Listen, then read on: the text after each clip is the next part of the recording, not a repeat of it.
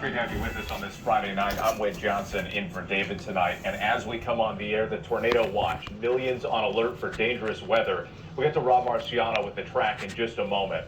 But we begin here with the war in Ukraine and the first American civilian to die fighting alongside Ukrainian troops. Former U.S. Marine Willie Joseph Cancel working for a private contractor in Ukraine, leaving a wife and young son back home. President Biden reacting to the loss late today. Meanwhile, in Kyiv tonight, they are taking stock after relative calm. A flurry of missiles struck overnight. The mayor of Kyiv says Vladimir Putin was sending a message after President Zelensky met with the UN Secretary General. The battle still fierce in eastern Ukraine. This video released by the Russian Defense Ministry. But a senior U.S. defense official saying tonight that Russia's war has not gone to plan and that their assault on the east is behind schedule by at least several days. And tonight, after Russia cut off natural gas to Poland and Bulgaria, the European Union is reportedly preparing to phase out their use of Russian oil.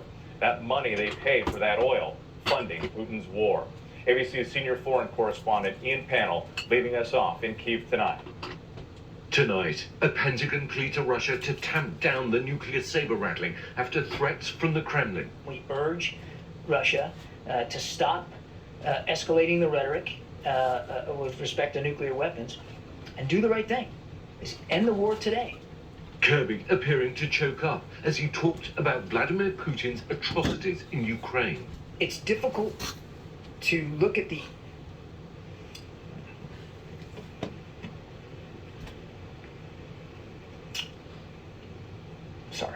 It's difficult to look at some of the images and imagine that any well-thinking, serious, mature leader would do that. Russia's war has not gone to plan.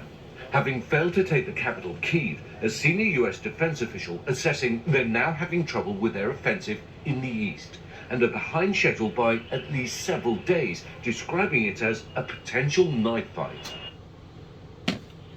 You know, I said whenever this first broke out, pertaining to the grizzly, that he was hungry and that he was becoming bloodthirsty again. You know, the bad thing about that region over there, that we have seen this again and again and again throughout various generations and cultures of the same type of sickness, the same type of madness that we're seeing today. The only difference is, whenever all those occurrences took place, there wasn't nobody that had atom bombs or nuclear bombs. And now we're dealing with somebody that does. So whenever it comes to wanting to regain control over all the territory that he felt like that the original old Soviet Union used to be in check of, going all the way back, I guess, into the 1918, all the way back before the World War I, there ain't going to be no stopping this guy. And whenever you hear people over there talk about how that whenever he gets through with Ukraine, he's heading towards somewhere else, God hadn't showed me yet that that's going to be the case, but I wouldn't doubt it, not one bit, because of the type of characteristics that falls in behind those type of people that become dominant, that are looking for superiority in that area, towards people bowing down to them, towards people basically kissing their ring. And the bad thing about it is what he has already done is deserving of death 1,000 times over, because those people's lives that's been affected, either directly or indirectly,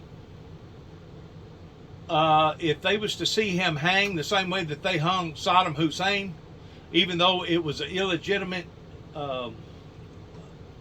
disrespectful death, the way that they hung Saddam Hussein, because by and large you're not supposed to hang somebody that is a leader, a warrior in their country, like they done Saddam Hussein. But as far as I'm concerned, if they was to take poisonous Putin and do him the same way, if and whenever they ever capture him, and I'm pretty sure he's gonna have to reconcile pertaining to all this that he has embarked upon towards destroying innocent men, women, and children's lives.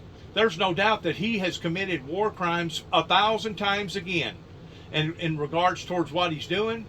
And as far as I'm concerned, he's nothing more or less than a madman. He fits under the same type of criteria as Hitler, because Hitler was a madman. Hitler wanted to rule and dominate through superiority that particular region. And unless the United Nations, NATO, Germany, England, France, unless they all get on board towards what's going on here, I'm just afraid that some of the forecasting that has already been unleashed pertaining to that particular sector, that particular area, may very well come true. This isn't a prediction. I'm not predicting this. But what I am saying, that the rhetoric, the saber rattling, okay, that's what it looks like now, okay? But in reality, it's not savoring rattling to him. He's actually sold out that if that's the only thing that he feels like that he can win his objective with is nuclear armament towards destroying that many more men, women, and children's lives. That's exactly what this barbaric heathen's going to do. And that's the reason. That's one of the reasons why, whenever it first broke out, even within a day or two before it broke out, that I was already saying that it was going to break. I was already saying it was going to break out before, probably within two or 3 weeks before it actually broke out. And, you know, and the president of Ukraine over there, he didn't think it was going to break out until about 48 hours before it actually broke out, because they was trying to promote the idea that this was all just part of a practice run going on. Well, you don't take 150,000 armored vehicles and use up that type of time, energy, and money just because you're going to do some sort of practice run. He wasn't fooling me for 1 second, but the bottom line is this: whenever I seen this fixing to occur, that's the reason why I told, and hopefully some of these messages that I'm getting out is getting to some of our leaders in the Pentagon or some of our leaders in the White House, but that's the reason why I said what I said, that you don't play with this guy. You have to go after this guy full throttle, all steam ahead, because if he can gain footing on an inch, he will take a mile. And if you look at the characteristics of all of those people, going back even before Hitler, that was their mindset, was to conquer and overcome, promote their superiority, that now all them other countries was going to become obedient to poisonous Putin. Poisonous Putin has backed himself up in a corner pertaining to the natural gas and the oil that was going out, that now he's basically shot himself in the foot in that regard. And he has shot himself in the foot in many other regards.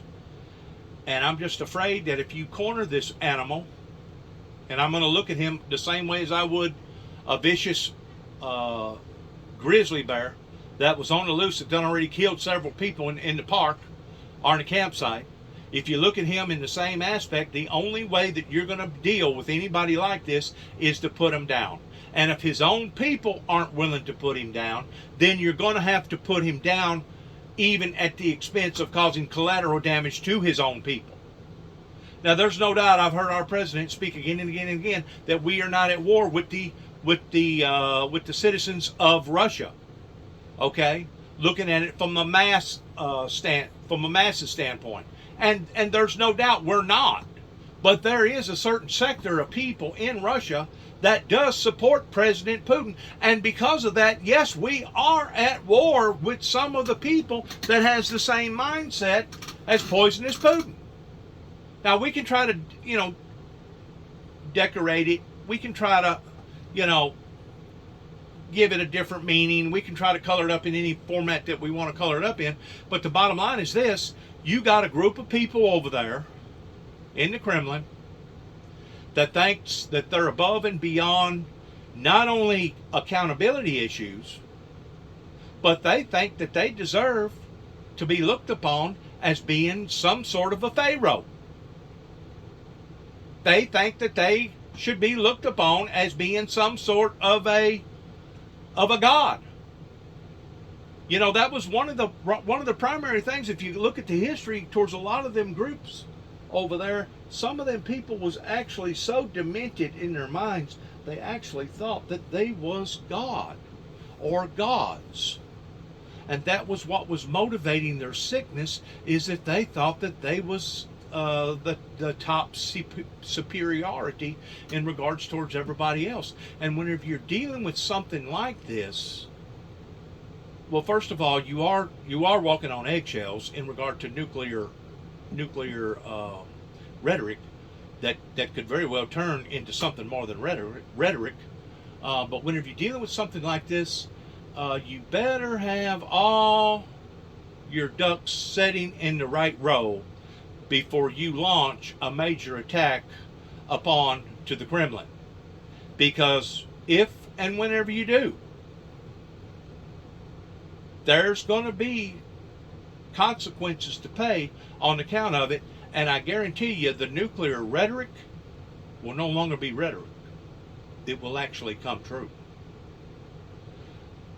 I've said before and I say again, we as an American citizens over here in America, we can probably do, I'm going to say on average, 10 times more damage to the Kremlin than what the Kremlin could ever think about doing to us. Especially since we've got NATO, the United Nations, and various places over there that's actually got the same type of warfare that actually are our allies. But you have to ask yourself a question. But because of our sophisticated technology and our weaponry, that yes, can shoot a great deal of their missiles out of the air before it ever gets to the United States. Maybe not all, but a great deal of them, because we have top-notch equipment and top-notch military personnel that can do this. But you have to ask yourself the question, instead of him trying to nail us, trying to go after us, towards us being basically the biggest guy on the block, in actuality, I think he knows better than to do that, because it would be the end of his people. We would destroy his nation. We would destroy a great deal of everybody in his nation. I think that it is the people that's next to Russia, pertaining to Poland and Lithuania and all them other different countries, as well as Germany, as well as France. I think them are the people that need to be extra concerned, because it is at their back door. It's in their faces towards what this madman can actually do. Because of that means the Russians, with their nuclear armament, are going to be 10 times more likely to shoot at them, because in shooting at them, because of the lack of distance in between the Kremlin and, let's say, Germany, or the Kremlin and Poland, because of the lack of longitude, it's going to be next to impossible towards knocking one of their nuclear vessels or missiles out of the air before it ever winds up hitting Poland, or before it ever winds up actually hitting Germany or England or some of those other countries over there. In other words, because of the time span, the missile don't have near as far to travel. Because the missile don't have near as far to travel, it is more likely that they're not going to never be able to even see it come out of the silo before it's already hit its destination over there, because they're so close. They're just right there in their own backyard. Probably give or take about maybe, I'm just guessing, probably less than 12 to 1,500 miles in a lot of those countries that have assisted aid to the women and children and the elderly people, the people that are sick, in the Ukrainian district.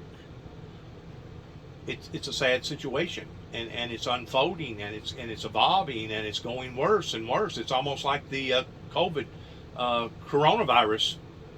It's evolving. The coronavirus is still evolving. They have found some sort of a new mutation from the coronavirus that are now attacking children, that are killing a great deal of the children. It's evolving. It's changing. It's mutating. Well, that's what poisonous Putin's doing. He's mutating. He's changing. He's going to different strategies. Why do I know this? Because I can watch this. I can see this unfolding. And the very high advanced military equipment that are just now reaching the Ukrainians should have been Johnny on the spot with them having to use these type of missiles and this type of equipment. I'm going to say within the first 7 to 10 days of this war. And that's been going on, it's been raging now on for over 60 days. So there's been a 50-day period that not only the United States, but NATO and the other surrounding countries, as far as our allies, has failed the Ukrainian people by not stepping up to the plate quick enough in giving them the type of artillery that they actually was promised back in 20 and 15, whenever they had to give up their nukes, and everybody told them, "Oh, if anything happens to you, we're going to take care of you. We're going to be your brother's keeper right over here. Ain't nothing going to happen to you." Well, we're seeing now that it is happening to them, and we're seeing now that they've been nothing more up until now towards being nothing but setting ducks. It wasn't until about 2 or 3 days ago, maybe 4 or 5 days ago, was whenever 3 bombs blowed up over in Russia simultaneously, that they know was a retaliation pertaining to Ukraine. Well, get ready. You're going to see more of that. You're going to see a lot more of that in the future pertaining to the way that this is going on, because whenever you start taking life, life will be taken. Because a great deal of those people over there, even though they have practiced Christianity to some extent, kind of like us over here, by knowing the teachings of Christ, whenever it's all said and done with, you watch and see if they don't go back to the original method towards an eye for an eye and a tooth for a tooth. They're barbarians. And they think that the rest of the world should bow to them. And I'm not bowing to them. A matter of fact, I would give anything if they would let me go over there and let me take a few pot shots at them, even at the risk of taking my own life, because I have been brutalized, intimidated, and infuriated so much by my own people over here that didn't want to obviously disarm the enemy, obviously didn't want to go after the very axis of evil, that now these things have escalated, that if you ask me, you don't have no one to blame but the people that could have initiated this ministry in more of a flamboyant, clear, true understanding. It's really, really sad. And my son, just a while ago, I got through talking to, he said, "Dad, are you still ridiculing or degrading various people that didn't do various things pertaining to how you feel about them?" And I said, "Well, not all the time." I said, "But sometimes I do." And he said, "Well, that's the reason why don't nobody want to listen to you. That's the reason why don't nobody want to support you. Is because you're throwing too much garbage at them." And I'm thinking to myself, I didn't say nothing to him, but I'm thinking to myself, yeah, he's part of that same generation over here in America that was caught under the same pretense that we are supposed to reward people for doing bad, reward them for doing bad, and punish them for doing good. Well, my son's got a business down there in Memphis.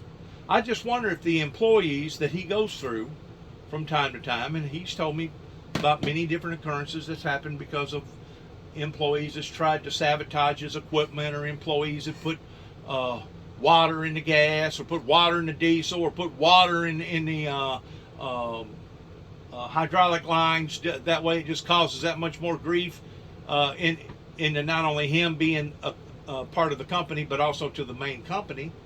I just wonder if he feels the same way whenever somebody does something to him, or they don't do what they're supposed to do, according to the labor requirements in that type of business. I just wonder if he rewards them for doing bad, and punishes them for doing good. I guarantee you he don't. I guarantee you anybody that's operating any type of business, I don't care if you're selling Kool-Aid at a Kool-Aid stand, if people are coming up to your Kool-Aid stand and tipping your Kool-Aid over, or they're contaminating your Kool-Aid, or trying to steal your Kool-Aid, you're not going to be rewarding these people for doing bad. That's not the way it works. Or it's not the way that it's supposed to work, but according to the characteristics that I have seen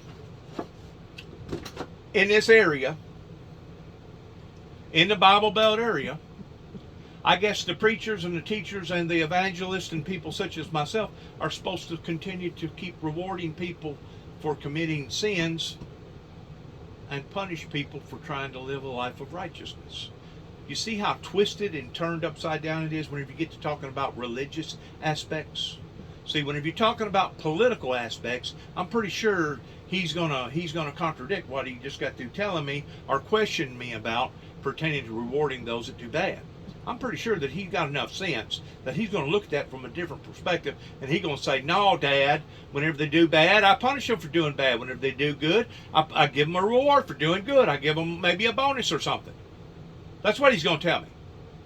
But whenever you're talking about a belief, when you're talking about a spiritual movement, basically what I have been experiencing for the past 30 some odd years now is that society around here, especially the so-called churches, maybe not the real churches, but the so-called churches, they want me to shut up, don't say nothing, don't ridicule them, don't persecute them, don't say nothing about their bad behavior.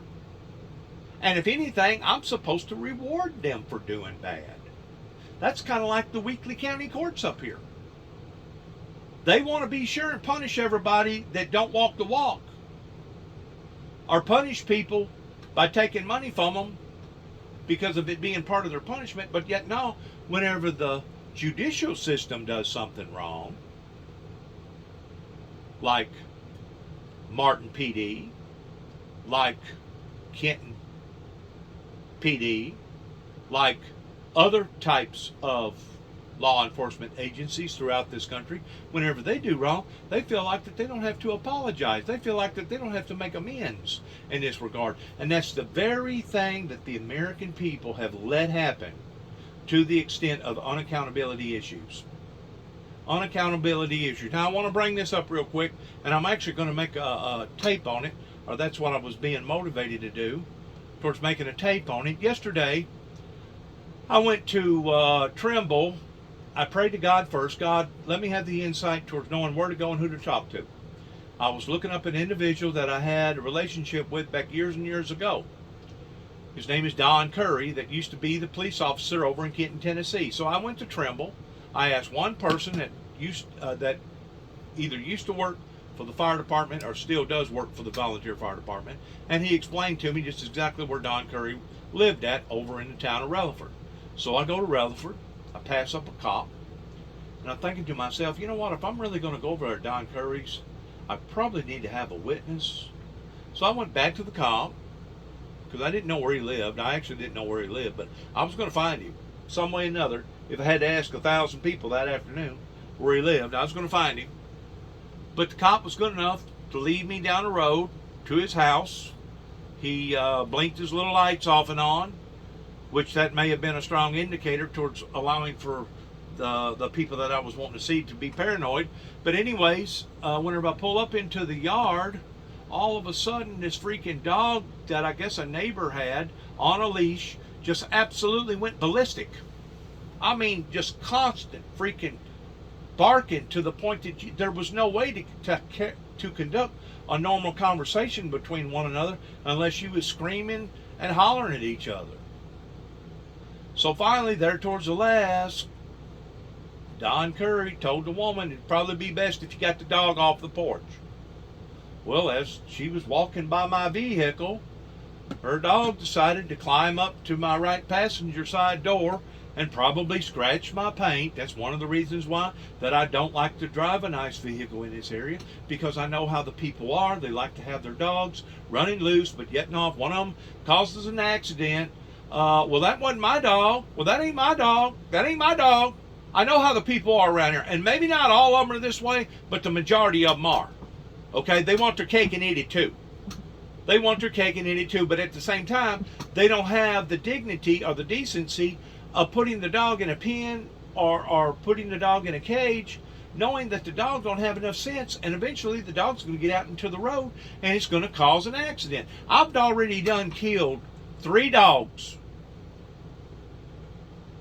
One Mama Sow raccoon and 2 possums just within the past 6 months this winter of my automobile.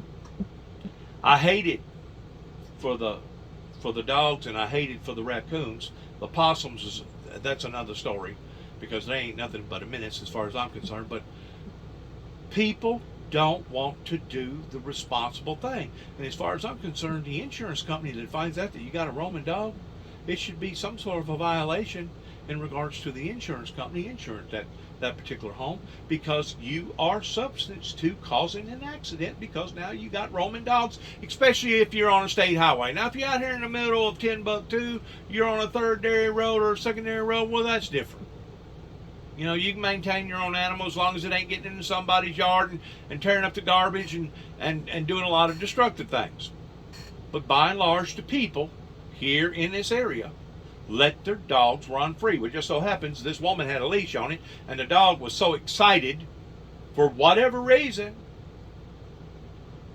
wanted to tear into me to the point that it was trying to get up in the window.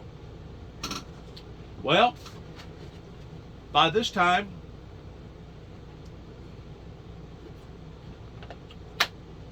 the girlfriend or wife, significant other, pertaining to Don Curry, stood up and come to the edge of the porch, and she started screaming and hollering, "I don't know who you are, I don't know why you're here, but I want you to leave right now." And I looked, because my window was down, and Don Curry and his wife or significant other was sitting on a swing, and the woman was holding the dog on the porch. And I looked at him, I said, "Do you know who I am?" And he said, "Yep," like that. So I'm assuming that he did. But that's whenever the woman standing on the porch even got even that much more aggressively towards saying, "You leave right now."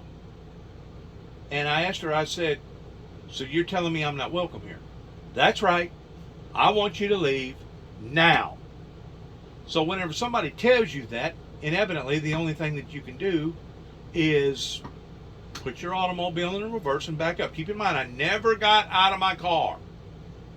And I only said basically one thing, one or two things, which was, "Do you know who I am? Am I welcome here?" As I was backing out, the woman that had the dog said, "You better be glad I didn't let this dog off of the leash," which was basically a threat, especially if you've seen how aggressive that this dog had become, for whatever reason. So I leave, I go back to the police officer that escorted me to this house, and I explained the situation to him. I said, all I was wanting to do was talk to this individual. I hadn't seen him in now 39 years, since 1983, and I had spoken to him one other time before, but it was very, very briefly in 2013 was the last time that I even spoke to this individual. Well, the reason why that I was wanting to go talk to him is because, first of all, I know him by him coming from St. Louis into this area, and the police officers over in Kenton was one of his first jobs in the state of Tennessee, towards being a police officer. And he wound up marrying Enloe Robinson's daughter, Kay, and I think him and her didn't get along, and they wound up going through a divorce. But he used to stay up here at the Willis's house quite a bit, because the Willises and the Robinsons was all kin to one another. And plus, whenever they done what they done to me in 2009 out in Oklahoma City, Oklahoma, by planting a bomb in the back of my truck, trying to infuriate me because I was getting too close to my investigations out there, one of the first things Don Curry done was drive over here. I think at the time he was still a chief of police over there in Trimble. He drives all the way over here to ask my father, James Robert Jackson, if Juby knows how to make explosives, bombs. Knowing that I'd never been in the military, knowing the history, just like him knowing our history, whenever I went to seek help in 1983 in Kenton, Tennessee, and the type of help that I got was, Juby, you need to be institutionalized, and basically patted my father on the back towards saying what kind of good job that he had done, knowing good and well that he should have been charged with attempted murder. Now, I don't know what it is with these people around here, but obviously they're on some sort of ego trip. You could talk to them until they was black and blue in the face. And I'm just afraid that a great deal of these people that think that they're doing the Heavenly Father a good deed are one day going to wake up. And whenever they wake up, they're going to hear the Lord saying, depart from me, for I've never known you. Because of this outlandish, rootless, cruel, insensitive, barbaric behavior. Now that's on this level in America pertaining to my personal life. Now going back to this guy, going back to the Ukrainians, there is no way, form, or fashion that anybody in their right mind could support or back up poisonous Putin towards the engagement that he has partaken in the past 2 months in supporting what he's doing. If they do, to me, they're just as evil and demented as he is. And I'm pretty sure you'll probably find people, not only here in America, but throughout the world, that actually looks up to poisonous Putin the same way as people that was looking up to Nazism pertaining to the Aryanhood of Hitler during the time in Hitler's reign. You got some messed up people in this world. And just like I told that cop over there in Rutherford yesterday, I said, man, you're more than welcome to search my vehicle. I do not have no knives. I don't have no guns. I don't have no intentions towards wanting to harm or hurt anybody. All I was wanting to do was talk. Just talk. Just sit down and talk. Casually talk about what had occurred in the past. Well, if you're not willing to talk now, if you don't make amends with people's lives during the time that you're living, after you're dead, that opportunity will basically be over with. And then it'll strictly be into the hands of the Father towards how he judges us, yea or nay, for the good or for the bad, in how that these things are going to be held against these particular people that either didn't want to talk, or they know what they have done was wrong and they still hadn't tried to right that wrong. That's what I continue to keep saying again and again and again. And it's not that I'm trying to burst anybody's bubble. It's not that I'm trying to ridicule or persecute or even judge anybody. As a human being to another human being, from a humanitarian standpoint, we got the right in America to be able to stand in front of our peers, those who are falsely accusing us, and question their motives. To where you don't have that right in Russia. You don't have that right in China. You don't have that right in other parts of the world. This is the very thing that these people right now are fighting for. They know that that type of lifestyle is not the lifestyle that they want to embark upon. And because of it, they're fighting tooth and nail, even to the point of sacrificing their own lives. And I want to say, I give them 2 thumbs up. I salute them, because they are not only talking the talk, but they're walking the walk. In other words, they mean what they say. And tonight, the first American civilian fighting alongside Ukrainian troops has died. Former U.S. Marine Willie Joseph Cancel. There you go. It's already started. So is America engaged in this crusade that poisonous Putin is involved in towards wanting to destroy the Ukrainians? There you go. There's your answer right there. Confirming his death to ABC News, saying in a statement, he went there wanting to help people. He had always felt that that was his main mission in life, adding, my husband was very brave and a hero. The 22-year-old had been working with a military contractor in Ukraine and was a full-time correction officer in Tennessee. He leaves behind his wife and young son. Tonight, new video of that missile strike on Kyiv late Thursday. Videos online showing the moment Russian missiles rained down, destroying a residential building, killing prominent Ukrainian journalist Vera Hirich. А хто не зміг виїхати? Seen here in a selfie video last month on the streets of Kyiv. These latest strikes coming just over an hour after President Zelensky met with United Nations Secretary General Antonio Guterres. Artem Chaus was in his apartment when the first missile struck and saw the next attack incoming. Wow, so you saw two missiles come in. Yes. Вот так ракета летела сюда. Вот так. I can't imagine how terrifying that must be. Oh, yes, yes. Lucky man. In Mariupol, new attempts to rescue civilians trapped in that massive steel plant failing. We contacted the far-right Azov battalion, who are fighting alongside government forces trapped in that besieged bunker with hundreds of civilians. ABC News couldn't verify this video's authenticity. Unable to speak to them directly, we sent questions about the conditions there. This place was not intended for living. Residents trapped in the city for weeks, like 71-year-old Vitaly Kudasov, described the hell of daily life. It was a massacre, he says. Shells, rounds, scary things, but we endured. Victoria Nikolaeva says simply, it's like when they show you the last days of the planet. We were thinking, this is it. Those horror stories continue more than 2 months into this war. Ian Pannell with us again tonight from Kyiv. And Ian, I want to go back to the American killed in Ukraine. We heard from President Biden late today for the first time. Yeah, that's right, Wes. The president calling the death of American Willie Joseph Cancel very sad. And U.S. officials doubling down tonight, urging Americans once again not to travel to Ukraine as Russia ramps up its attacks in the east and the south of the country. Wes? All right, Ian, thank you. Tonight there is news on the long-awaited COVID vaccine for the youngest children, those under 5 years old. The FDA announcing meetings in June with authorization expected sometime that month.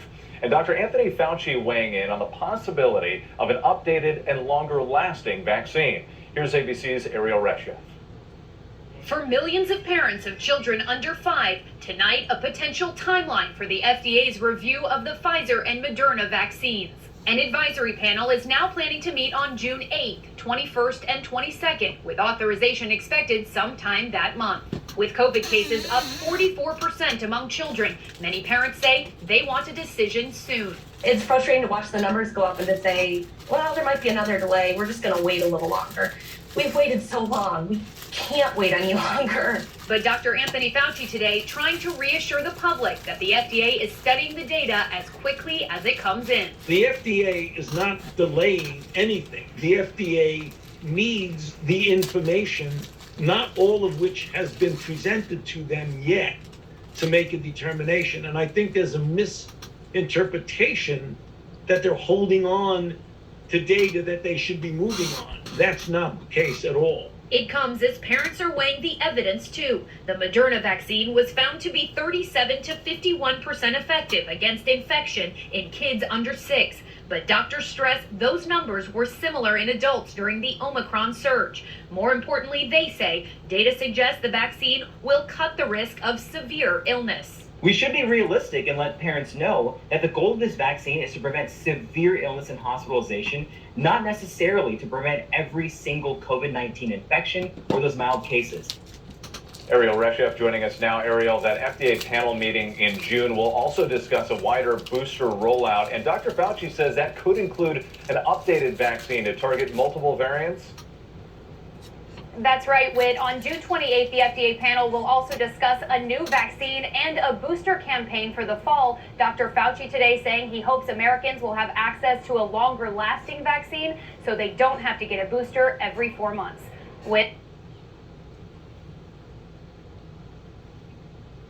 Nebraska at this hour. This tornado here striking Nebraska in the past 24 hours, and now they're bracing for more. While in the west, critical fire danger. Let's get right to ABC's senior meteorologist Rob Marciano. And Rob, a difficult night ahead in parts of the Midwest. Yeah, Whit, it's becoming an expansive storm with a lot of hazards, tornadoes being the most dangerous. We've got 3 states under watches right now. Take a look, Nebraska, right through Kansas, all the way down to the Texas border. And we've got flood watches that are posted in areas that had the blizzard just last week. All right, this thing presses to the east, going to have a lot of wind around it as well. The severe threat tomorrow is going to be Milwaukee, Chicago, down through Illinois into the heartland. But the wind and the dry air, that extreme fire threat again tonight for New Mexico through the high plains. Dry air, dry... And you may be saying, well, this isn't any unusual pertaining to these weather patterns in regards to what it's doing now. Yes, it is. It's very much different now because we're seeing too many irregularities. We didn't see these type of irregularities even going back 30, 40, 50 years ago. And now we're being inundated by all these irregularities. I personally have never seen the weather that has become this violent here in this state, in the state of Tennessee. Even if you don't put into the equation of the tornadoes, just because of the harsh winds that come now and will blow for days at a time before it ever decides to smooth up or slow down. This is not normal. Just like our mild winters, they're not normal. We're definitely seeing weather pattern changes all over the planet. Fuel and ripping winds that will stoke and drive any new fire start. It's going to be an uneasy night for many. Whit. Important to pay attention to those local weather alerts in your area. All right, Rob, thank you. Now to Oklahoma's governor, expected to sign the second of 2 new anti-abortion laws, effectively ending most abortions in that state. It's the latest southern state to impose strict limits, forcing women to travel greater distances to seek abortion services. And all of it as the Supreme Court is preparing to rule in a case that could overturn Roe v. Wade altogether. I'm going to go further. I don't know about all that. That's women's rights deal. And there's no doubt there's some of these women that are raising teetotal Cain about this, and in a way I really can't say that I blame them, because it's all it's going to do is add insult to misery pertaining to women now that are going to start having abortions at people's homes, towards sticking coat hangers up their, you know what, and restrictions next week on Nightline. Poison, turning now to drinking that poison, news in the economy. like April closing out with new losses on Wall Street, the biggest sell-off in almost 2 years. The Dow falling another 939 points today, nearly 2.8%. Tech stocks leading the plunge. Amazon suffering its worst day in more than 15 years. Next here, developing news out of Florida tonight. 3 Miami-Dade correctional officers charged in the beating death of an inmate in court today, ordered held without bond. The inmate was found dead in a van while being transferred to another facility. And tonight there is newly released surveillance video. Here's ABC's Elwin Lopez. Tonight, disturbing new surveillance video shows the moments before prosecutors say a South Florida inmate was beaten to death by several corrections officers. That inmate, Ronald Gene Ingram, seen walking on his own, escorted by guards inside Dade Correctional Facility. But then exterior cameras show officers carrying him into a transport van, legs dragging and head slumped. It wasn't until that transport van made a stop that they found the inmate dead. His numerous broken ribs had a punctured right lung that caused extensive internal bleeding, resulting in his death. Today, a judge has denied bond to Christopher Rowland, Kirk Walton, and Ronald Connor, those officers now facing murder charges. Officials say the February incident began when Ingram allegedly threw urine at one of the officers. He was serving life in prison for murder and set to be transferred to another facility. Regardless of the crime, inmates that come in our system have a right to do their time free from victimization and abuse, and we failed in this case. And when a fourth correctional officer was also arrested today, he is also facing murder charges related to that inmate's death, and another bond hearing will be held in. At least the captain or whoever it was admitted to their wrongdoing. Flash after the release of a trove of evidence in the fatal shooting on set of the movie. At least that officer acknowledged that those other officers went way too far. Everything has become accelerated pertaining to all these irregularities. We're no longer living in a balanced world. Too much stuff is going on that isn't normal, to say the least, and that's just barely tipping the tip of the iceberg. It's really emotionally sickening, and I can understand the reason why so many people don't want to watch the news is because the news has become so depressing. Not just international news, but local news has become so depressing on account of all this. These individuals right here, they're hearing a bunch of shots going off. High school game in Chicago, players running off the field and dropping to the ground when shots were fired from a nearby car. No one was hurt. Major League Baseball suspending Los Angeles Dodgers pitcher Trevor Bauer for 2 years without pay. He's accused of violating the league's domestic violence and sexual assault policy.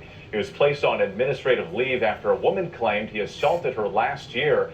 Bauer, who could lose about $60 million, says he will appeal, denying the allegations, quote, in the strongest terms possible.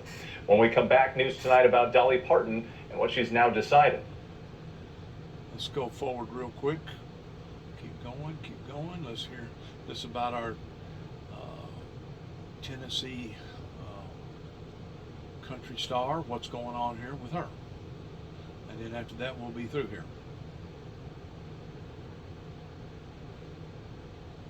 A lot of commercials.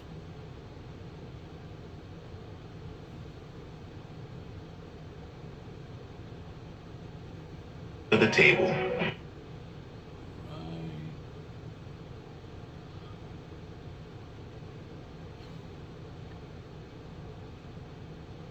The Index former tennis legend Boris Becker sentenced to prison for bankruptcy fraud in London. The three-time Wimbledon champ receiving two.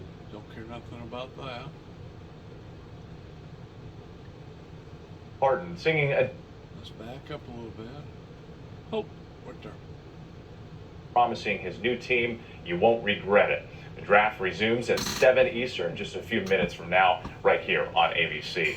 And Dolly Parton singing a different tune about her nomination to the Rock and Roll Hall of Fame. After first saying she hadn't earned the right, she tried to respectfully bow out of voting. She now says she'd be honored to be voted in, and if so, she will accept gracefully. Voting ends today. When we come back, the inspiration behind the microphone.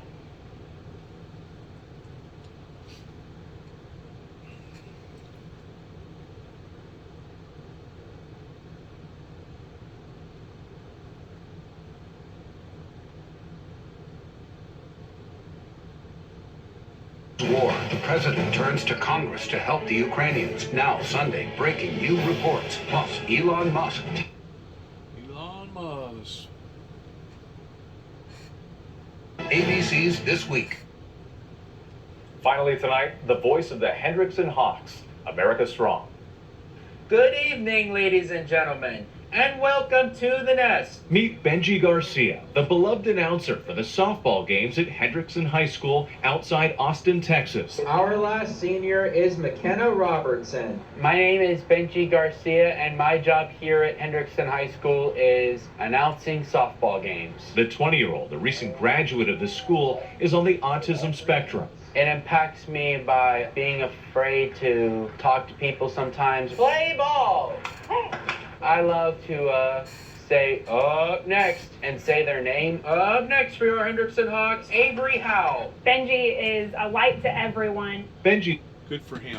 I'm glad that people can work with people like this in trying to help them get over the kinks to the point that they get to do what they're doing, because 45, 50 years ago, people just brushed them off to the side. They didn't want to spend a lot of time with them. They didn't want to coach them. They didn't want to prep them. They didn't want to really, reform them because they was much difficult to reform. I'm glad that people today has the talents, the patience, and the love to be able to deal with people like this because they really and truly deserve it. Thanks again for listening. Good luck to all of us as we enter program all the time by saying shalom and God bless you and God bless America.